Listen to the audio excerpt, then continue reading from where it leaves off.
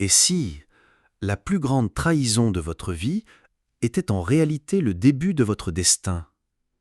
Une mariée abandonnée, un village qui rejette, une femme qui renaît. Voici l'histoire bouleversante de Maïssa Kouadio, en Côte d'Ivoire. Une femme trahie le jour de son mariage qui transformera sa douleur en lumière pour tout un village oublié. Ce que vous allez voir n'est pas juste une histoire, c'est un cri, une leçon, un feu. Et vous n'allez pas l'oublier. Dis-nous dans les commentaires, depuis quel pays tu nous regardes? Nous voulons entendre les voix du monde entier. Et si ce genre d'histoire puissante vous touche, abonnez-vous maintenant à notre chaîne pour ne rien manquer des récits qui vous remuent l'âme. Activez la cloche, laissez un like et surtout partagez cette histoire, parce que quelque part, quelqu'un a besoin de l'entendre. Maintenant, installe-toi. L'histoire commence. Dans la moiteur du matin, Abidjan s'éveille sous un ciel couvert, mélange d'humidité et de poussière. Les klaxons Nekbaka percent l'air déjà lourd. Les cris des femmes sur le marché se mêlent au bourdonnement des ventilateurs usés dans les cours communes. C'est dans ce tumulte quotidien que vit Maïssa Kouadio, 27 ans, enseignante dans une petite école primaire de Yopougon-Selmer. Belle, réservée, dotée d'une sagesse silencieuse, elle traîne derrière son sourire les restes invisibles d'une jeunesse fracturée. Ce matin-là, Maïssa se tient debout devant son miroir fendu, ajustant son pagne soigneusement noué à la taille. La robe est sobre mais digne. Son regard est fixe, creux. Elle ignore encore que cette journée marquera le début de la déchirure, de la fin de ses certitudes. Elle entend au loin la voix de sa tante, maman Akissi, avec qui elle vit depuis l'accident de ses parents. Cette dernière, femme austère et respectée, l'a toujours élevée selon une discipline dure mais juste. « Maïssa, dépêche-toi, le fiancé t'attend à Cocody, hein? Tu veux qu'il te dise que tu n'es pas sérieuse ?» Le fiancé. Ange. Le nom sonne doux dans la bouche, mais laisse un goût d'amertume au fond du cœur de Maïssa. Elle ne l'aime pas vraiment. Mais il est riche, bien né, et surtout, il a le pouvoir d'élever sa famille hors de la pauvreté. Et ça, tout le monde le lui rappelle comme une dette. Elle n'a pas le droit de dire non. Ce jour-là, elle doit rencontrer la mère d'Ange, une grande dame hautaine du quartier Riviera-Golf, une femme que Maïssa n'a vue qu'une fois. Elle sait déjà qu'elle ne l'accepte pas. Trop modeste, trop noire, trop pauvre. Dans le taxi qui la conduit vers les quartiers chics, Maïssa observe les rues défiler comme des souvenirs. Le bitume craquelé de Yopougon cède peu à peu à l'asphalte lisse de Cocody. Elle sent ses entrailles se tordre. Quelque chose cloche, mais elle n'arrive pas à l'expliquer. Un pressentiment, comme si une ombre silencieuse rampait dans le décor de son avenir. Quand elle arrive devant la villa d'Ange, le portail s'ouvre avec la lenteur théâtrale des lieux riches. Elle entre. Un silence de cathédrale règne. Même les oiseaux semblent absents. La domestique la salue brièvement, sans chaleur, puis la guide vers le salon. Là, elle le voit. Ange, debout, costume parfait. Mais il ne sourit pas, et derrière lui, une femme élégante, inconnue, dont le ventre arrondi ne laisse aucun doute. « Maïssa, je dois te parler. » Le monde s'effondre. Elle ne sait pas encore comment ni pourquoi, mais elle sent d'instinct que c'est ce moment précis, cette gifle muette, qui change tout, qui fera d'elle une autre femme. Ce moment, elle appelle. L'appel brutal vers une vérité qu'elle n'a jamais voulu entendre. Elle aurait pu fuir, pleurer, refuser, mais elle se contente de reculer d'un pas, d'un seul. Elle ne pleure pas encore. Elle serre son sac contre elle, et pour la première fois depuis longtemps, elle pense à elle, seulement elle. La voix de sa tante, de ses collègues, des voisins s'éteint dans son esprit. Il ne reste qu'un vide, et dans ce vide, une graine, celle de la colère. Et peut-être du réveil. Le temps semblait suspendu. Il n'y avait plus de son, plus de mouvement. Seulement 3 silhouettes figées dans un décor trop propre, trop froid. Dans ce vaste salon orné de meubles ivoiriens vernis et d'un tableau de Mascarille, Maïssa se tenait debout, le souffle court, son regard rivé sur le ventre arrondi de la femme inconnue. Ange fixait le sol. Il n'était plus l'homme confiant, au costume bien repassé et aux promesses dorées. Il marmonnait, sa voix déraillant sous la honte. « C'est arrivé avant toi, Maïssa. Je n'étais pas sûr de nous. J'allais tout arrêter, mais elle est tombée enceinte. » La jeune femme enceinte, elle, ne disait rien. Ses yeux fuyaient ceux de Maïssa. Il y avait dans son silence un aveu cruel, comme si elle n'avait jamais eu besoin de parler pour prendre sa place. Maïssa sentait son cœur tambouriner contre sa poitrine, comme s'il cherchait à fuir ce corps devenu cage. Son ventre se serrait de colère, de confusion, de dégoût, mais surtout de trahison. « Pourquoi tu ne m'as rien dit ?» murmura-t-elle, la voix rauque. « Je ne voulais pas te perdre. Je pensais qu'on pourrait quand même continuer. Elle, c'est un accident. » Le mot accident la gifla. Elle, Maïssa, c'était donc quoi? Un projet? Une caution sociale? Une façade pour sa famille? Elle recula, lentement, chaque pas résonnant sur le carrelage comme une cloche funèbre. Son regard croisa celui de la domestique qui détournait déjà les yeux, comme si elle assistait à une scène qu'elle avait trop souvent vue. Elle quitta la maison sans un mot de plus. Pas une larme. Rien. Sur le chemin de retour, le taxi dévalait les avenues d'Abidjan sous une pluie soudaine. Le ciel s'était ouvert d'un coup, comme si la ville elle-même pleurait à sa place. Maïssa ne regardait pas dehors, ses mains tremblaient sur son panier mouillé. Elle refusait de céder, refusait de s'écrouler. Elle refusait l'appel. Elle ne voulait pas affronter cette vérité. Pas maintenant. Pas elle. Elle voulait que tout redevienne comme avant. Comme hier quand elle pensait que l'amour pouvait grandir avec le temps, que l'honneur familial suffisait pour bâtir une vie. Elle rentra chez elle à pied, trempée, silencieuse, sous les regards curieux des voisines qui observaient depuis les balcons, les bras croisés. Maman Akissi était assise dans la cour, pelant un manioc. En voyant Maïssa, elle fronça les sourcils. « C'est quoi ça? Pourquoi tu es revenue si tôt? Où est ton voile ?» Maïssa ne répondit pas. Elle entra, marcha jusqu'à sa chambre, ferma la porte, puis, seulement là, quand la serrure grinça doucement derrière elle, elle tomba à genoux. Elle ne cria pas, elle n'éclata pas, elle étouffa tout, comme toujours.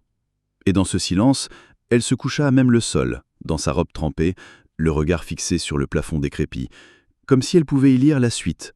Mais elle ne voulait pas de suite. Elle voulait dormir, oublier, fuir. Elle refusa de retourner à l'école le lendemain, refusa de répondre aux appels d'Ange, refusa de parler à sa tante qui tempêtait dans la maison, menaçant de la remettre sur les rails. Maïssa avait verrouillé son cœur.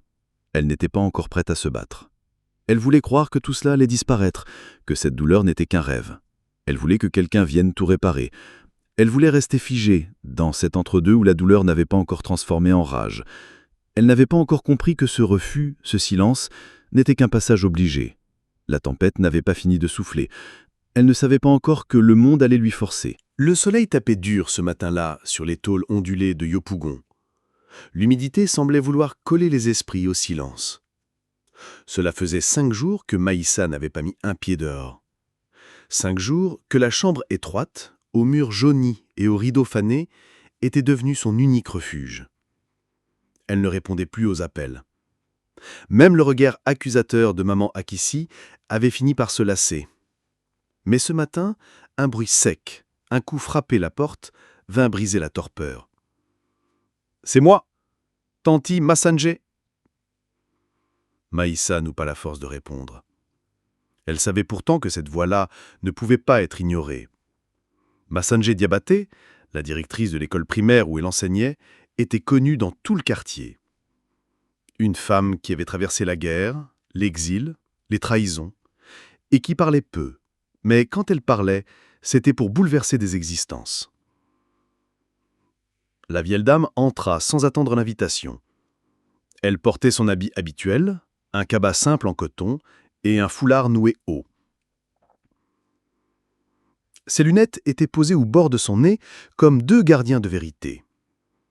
Elle observa Maïssa un moment sans mot dire, le regard qui en savait trop, qui avait trop vu. Puis elle s'assit à côté d'elle sur le lit et parla doucement.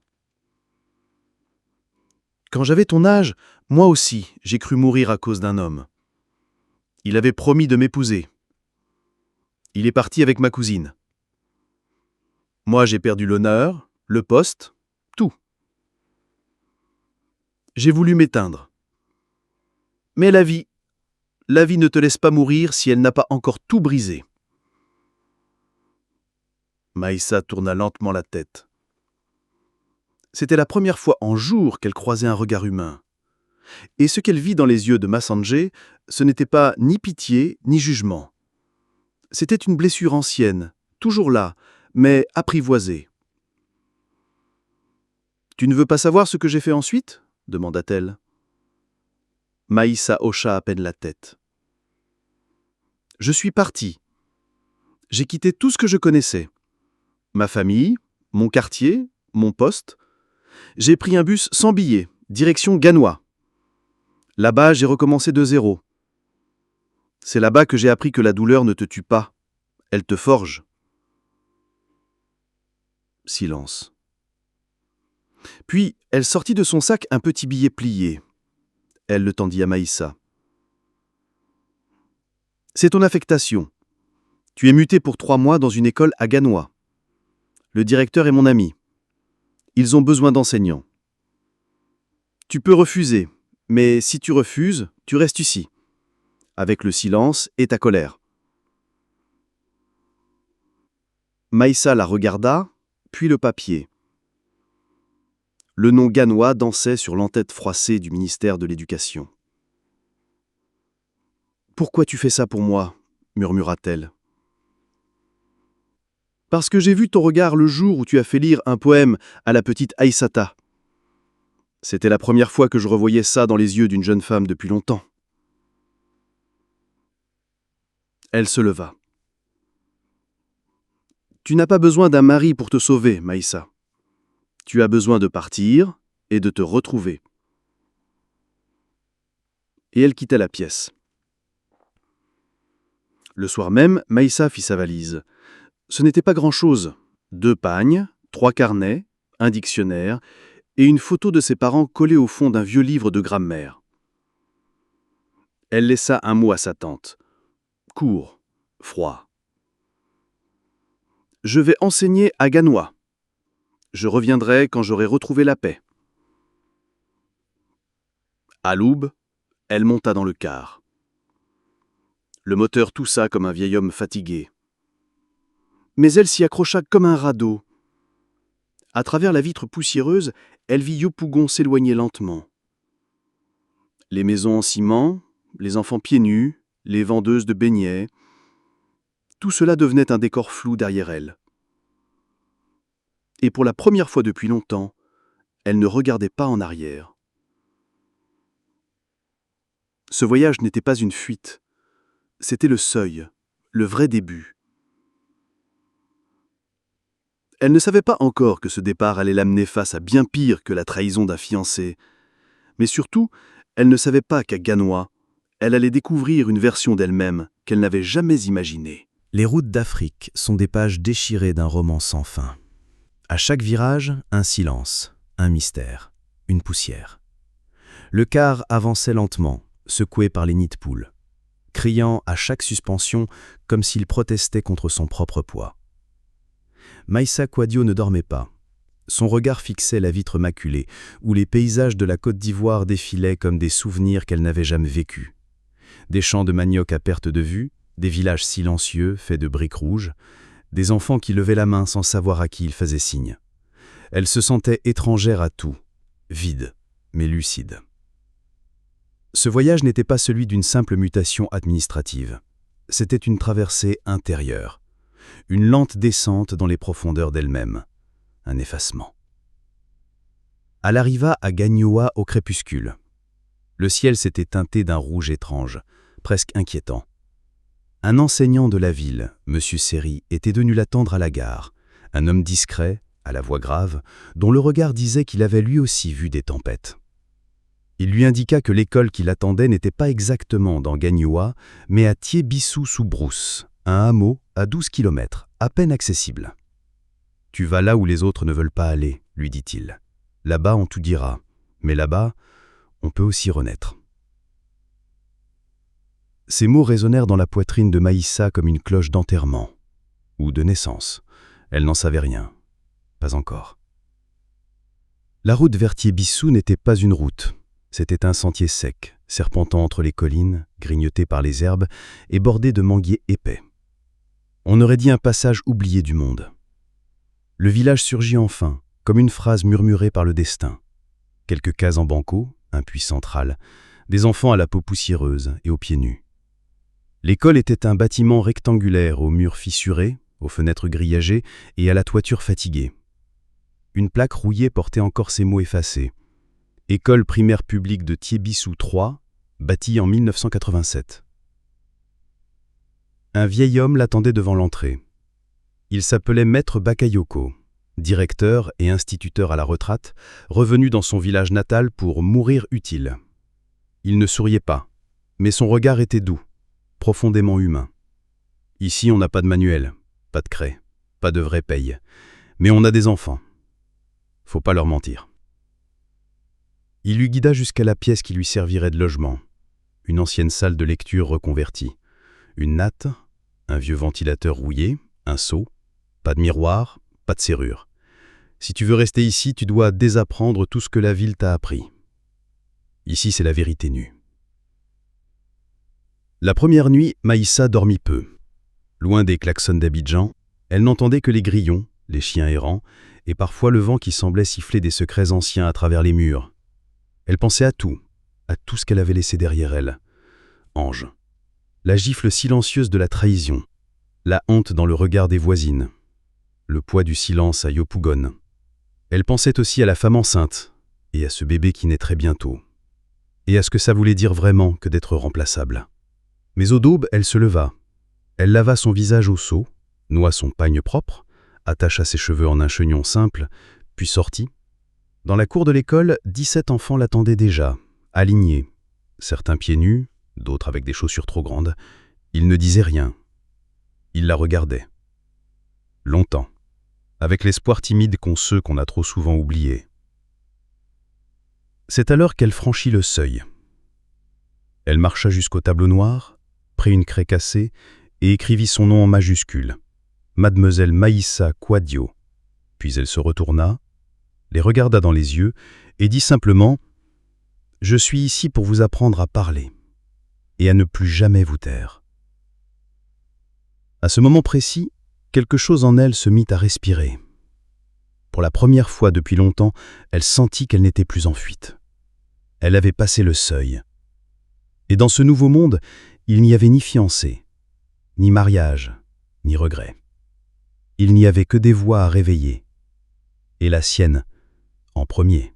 Les jours s'étaient installés comme un rythme ancien dans la vie de Maïssa. Le chant du coq, la toilette au seau, la classe à ciel ouvert, les cahiers rapiécés, les enfants au regard affamé de savoir. Mais si la routine avait trouvé un chemin, la paix intérieure, elle, n'était pas encore née. Chaque matin, Maïssa souriait, mais chaque nuit, elle saignait encore dans le silence. L'image d'Ange ne la quittait pas. Pire, elle rêvait de lui. Parfois, elle le voyait tendre les bras, parfois la gifler, parfois elle se réveillait en sueur, persuadée d'avoir hurlé, mais ce n'était que son propre corps qui tremblait de ne plus savoir à quoi s'accrocher. Le village, lui, avait fini par l'accepter. Au marché, les femmes la saluaient d'un hochement de tête discret. Les hommes du village l'observaient de loin, intrigués par cette jeune femme sans mari ni enfant. Dans la cour de l'école, elle était devenue la maîtresse venue d'Abidjan, la jeune fille qui disait bonjour à chaque enfant avec le même respect que pour un ministre. Mais derrière les sourires, des tensions couvaient. La première épreuve arriva comme une blessure attendue. Un matin, elle entra dans sa classe pour trouver le tableau couvert d'insultes écrites à la craie. « Retourne à Abidjan, femme stérile. On veut pas d'une sorcière ici. » Les enfants baissaient la tête. Personne ne parlait. Mais elle comprit. Elle savait. Ce village, comme tant d'autres, avait ses codes. Une femme sans enfant à 27 ans, forcément suspecte. Une femme instruite, seule, venue du dehors, forcément arrogante. Ce fut ce jour-là qu'elle rencontra Kwame Gondo, le chef du village, un vieil homme à la peau ridée comme un arbre millénaire. Il l'avait fait convoquer pour discuter. « Ici, on n'aime pas les gens qui viennent dire aux nôtres comment vivre, » dit-il sans lever les yeux. « Tu as changé les horaires de classe, tu as fait enlever les punitions au fouet, et on dit même que tu parles politique avec les enfants. Ce n'est pas ton rôle, fille. » Maïssa ne flancha pas. Elle regarda droit dans les yeux cet homme respecté, craint même, et répondit « Je ne parle pas politique. Je parle de dignité. Je leur apprends à réfléchir, pas à obéir. Le silence fut long, très long. Puis le vieillard sourit à peine. « Tu as du feu dans la bouche, mais ici le feu peut brûler ceux qui n'ont pas de clan. » Elle comprit le message. Elle n'avait aucun clan ici, et si elle tombait, personne ne viendrait la relever. Heureusement, il y avait des alliés, petits, silencieux, fidèles. Il y avait Bila, un garçon de 11 ans, le plus turbulent de la classe, qui ne savait ni lire ni écrire, mais qui refusait de rater un seul jour d'école. Il courait chercher de l'eau pour elle, portait les cahiers sous le bras, et lui souriait avec une lumière rare dans les yeux. Il y avait Hawa, la fille muette, rejetée même par sa famille, qui avait écrit ses premiers mots grâce à Maïssa. Elle ne parlait pas encore, mais elle écrivait des phrases d'une beauté douloureuse. Et surtout, il y avait le carnet. Un simple carnet bleu que Maïssa tenait chaque soir. Elle y écrivait tout. Les humiliations, les doutes, les sourires. C'était son compagnon, son confident, mais aussi une arme. Car ces pages étaient en train de devenir quelque chose de plus. Un témoignage, une mémoire. Un soir, alors qu'elle écrivait à la lampe tempête, un bruit derrière la fenêtre la fit sursauter. Un papier glissa sous la porte. Elle l'ouvrit. Il y avait 3 mots, écrits en lettres majuscules. « Tu parles trop ». Le sang de Maïssa se glaça. Elle sortit précipitamment, mais il n'y avait personne. Le village dormait, ou faisait semblant de dormir. Elle referma la porte. Lentement. Puis, sans trembler, elle déchira le billet, alluma une allumette et le brûla sur la paume de sa main. La douleur était réelle. Elle accepta. Elle en avait assez d'avoir peur. Elle n'en parla à personne, mais elle comprit. Elle était au cœur du chemin, le moment où le héros perd presque tout et doute. Mais c'est aussi là, dans l'ombre, que naît la lumière du vrai combat. Le mois de février apportait avec lui l'harmattan, ce vent sec chargé de poussière rouge qui s'insinuait partout, même dans les cœurs.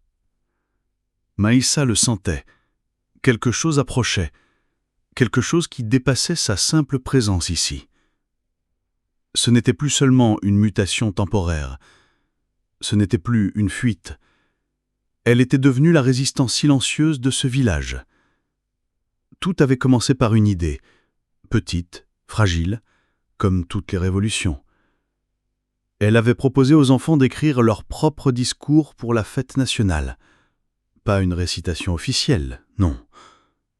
Un texte libre, une parole d'enfant. Ce fut d'abord mal vu.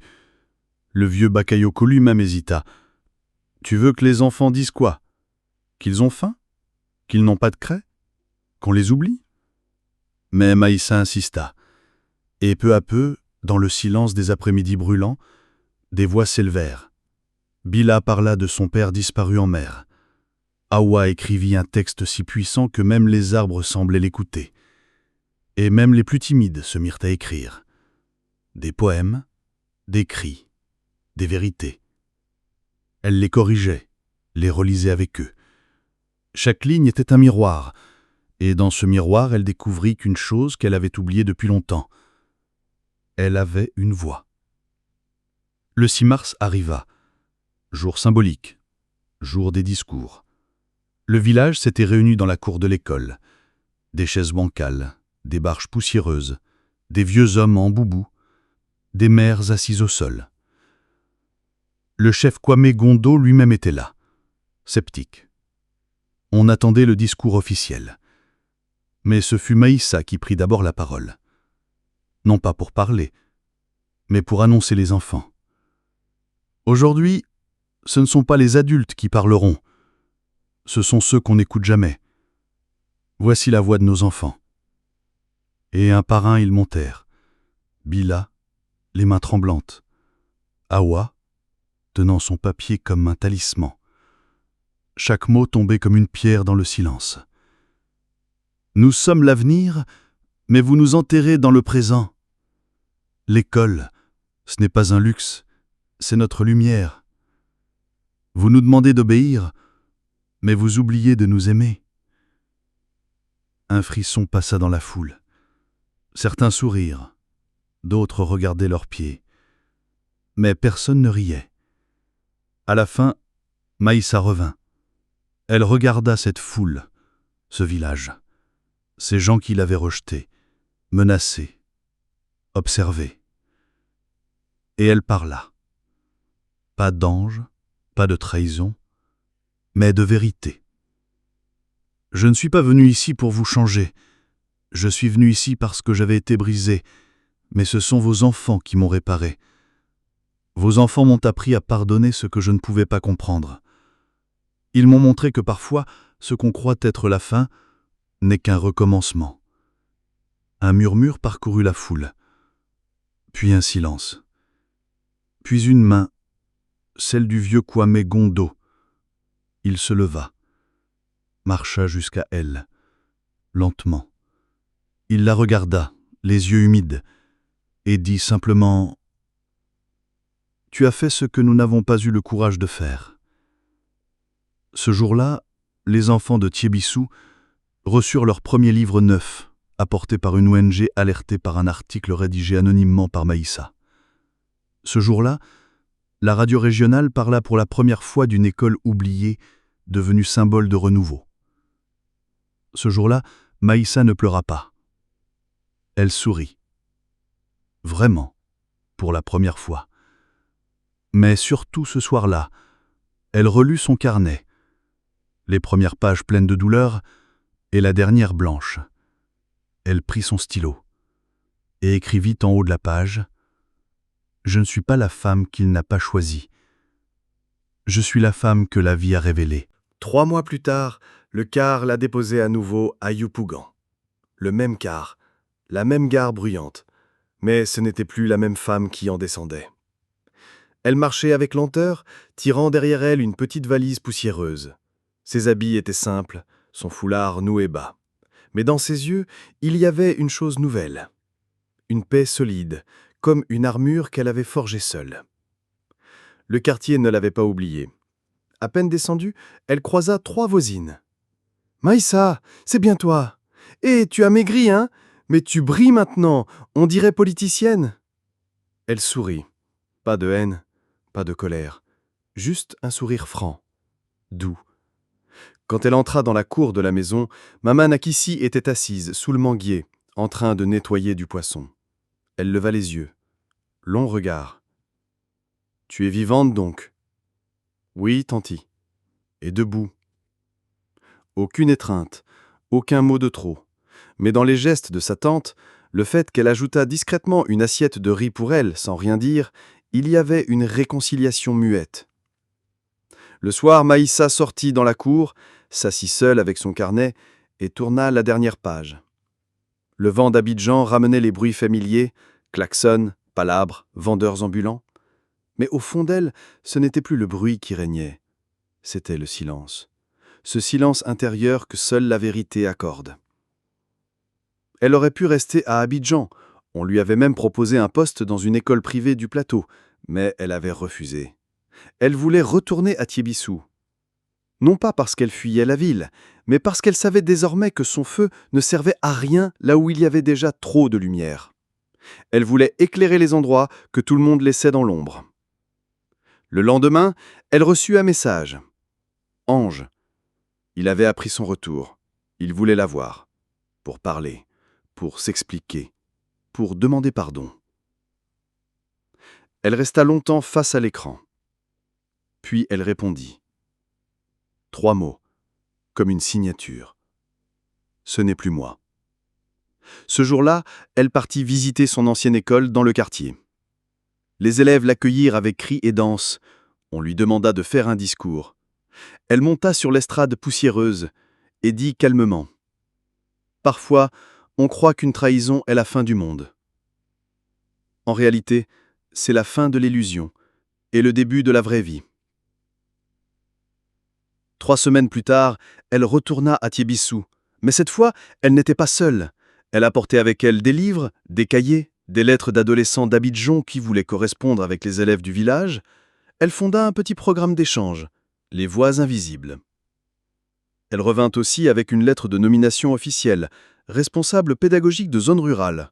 Une reconnaissance modeste mais réelle.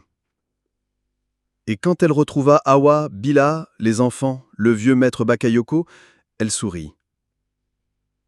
Elle n'était plus l'enseignante perdue. Elle était devenue une passeuse de lumière. Et chaque matin, quand elle écrivait son nom au tableau, elle le faisait désormais en lettres minuscules. Parce qu'elle avait compris que le plus important, ce n'est pas qui parle, c'est ce que les autres deviennent après qu'on a parlé. Maïssa Kwadio. Femme brisée, femme éveillée, femme reconstruite. Elle n'avait pas vengé son mariage perdu, elle avait transformé cette trahison en mission.